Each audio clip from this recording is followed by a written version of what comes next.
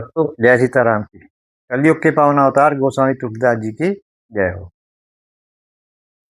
100 वर्ष की आयु भाग 5 अंतिम।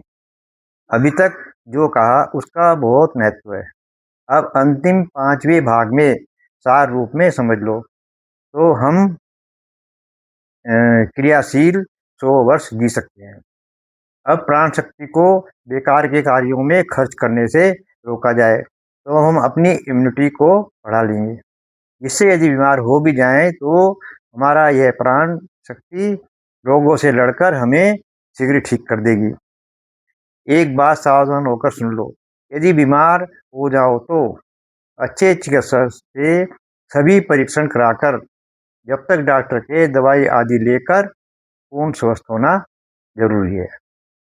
लंबी आयु के सूत्र तो स्वस्थ शरीर व स्वस्थ मस्तिष्क के लिए हैं, जिससे हम आगे बीमार कम पड़े व लंबी आयु जी सकें। अब आपसे निवेदन है कि स्वयं व 5 से 11 वर्ष के बच्चों को, खासकर बालिकाओं को तो जरूर शिक्षा दें व अभ्यास करवाएं। बालिकाएं हमारे समाज की नींव हैं। ये आगे जाकर माँ, दादी, नानी, बुआ आदि होंगी। यदि अभी इनमें अच्छे संस्कार आ गए तो ये ही 1 से 9 वर्ष के बच्चों को अच्छे संस्कार दे देंगी। तब पिछले हजारों साल से जो सनातन धर्म की कमी वो पूरी हो जाएगी। अभी शुरू कर पाए तो अगले 40-50 वर्षों में ही हमारे समाज का स्वस्थ मन, मस्तिष्क व श्रद्धा, भक्ति, सत्यवादी, ईमानदारी जो सनातन धर्म के लिए से ओतप्रोत होकर अच्छे मानव बन जाएंगे।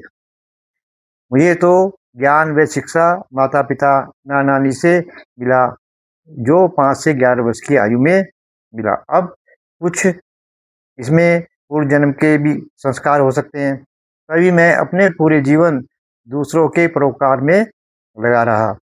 अब आपसे सनातन धर्म व 5 से 11 वर्ष के बच्चों को धर्म संस्कृति के गुणों को लाने की बात कह पा रहा हूँ।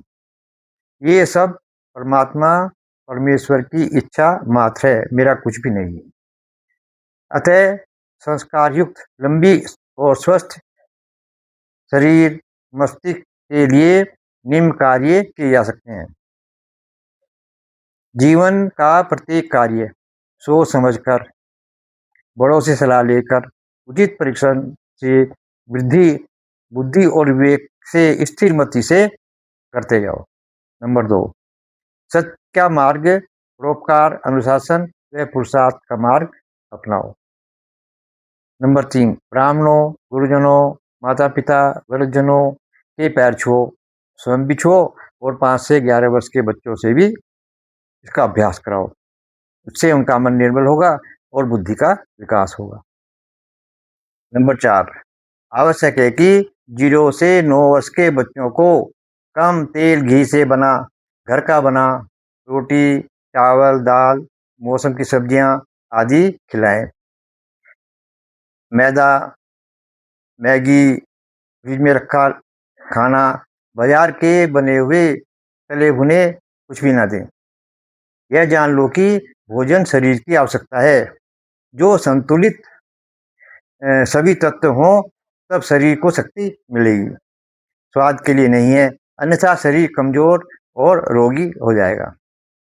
नंबर 5, विवाह पार्टियों को में भंडारों व होटलों से बना भोजन हमारे स्वास्थ्य के लिए हानिकारक हो सकता है, क्योंकि आजकल मिलावटी सामान ज़्यादा मिल रहा है।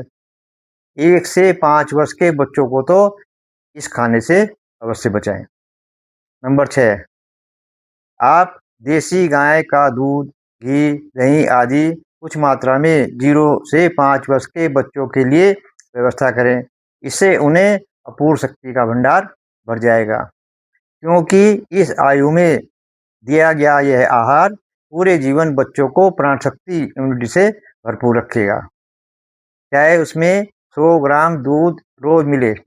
बालिका जो छोटे बच्चे हैं उन्हें यदि 0 से 5 साल की उम्र में मिल गया तो उनके अंदर एक भरपूर शक्ति हो जाएगी और उनका शरीर सुदृढ़ हो जाएगा, जो आगे आने वाली बीमारियों से हमें बचाएगा।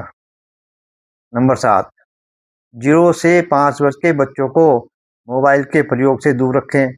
इसके विकिरण व इंटरनेट की किरणें बच्चों के मस्तिष्क को कुंठित या परेशान ये कर सकती हैं। इससे उनका मानसिक विकास रुक सकता है। अब एक हमारे शंकराचार्य जी की रोचक कथा है, जाननी चाहिए हमें।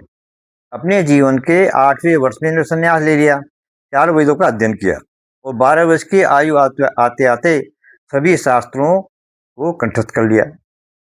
16 वर्ष की आयु में 100 से अधिक ग्रंथ रच दिए और पूरे भारत का भ्रमण किया, यात्रा की।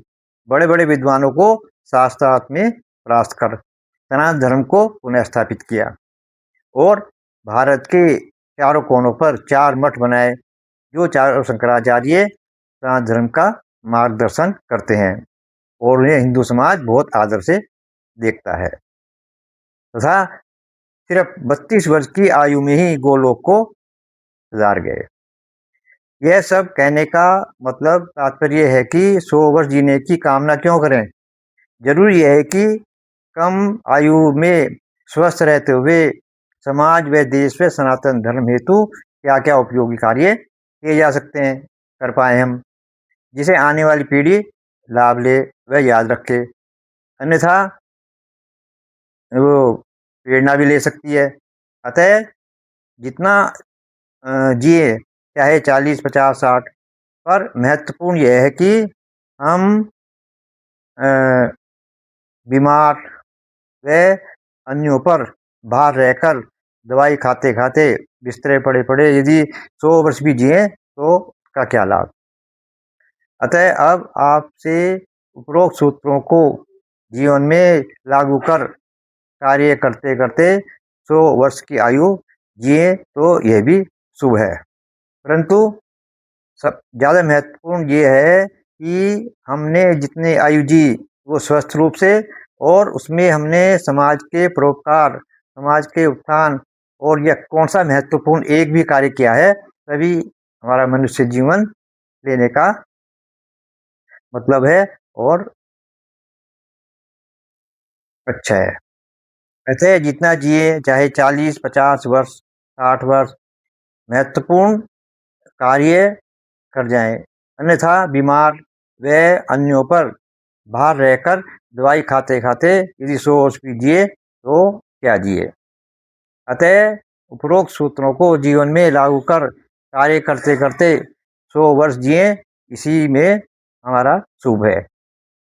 अतः हमें समाज के लिए अच्छे अच्छे कार्य करने चाहिए जिससे समाज हमें याद रखे, चाहे उम्र हमारी इसमें 100 वर्ष हो या 60 वर्ष हो, पर उतनी उम्र में कुछ न कुछ ऐसा कार्य कर जाए परोपकार का जो आने वाली पीढ़ी हमें याद करें। इति शुभम। भक्तों, जय सीताराम की। कलयुग के पावन अवतार गोस्वामी तुलसीदास जी की जय हो। रामदास वीरेंद्र कुमार अत्री।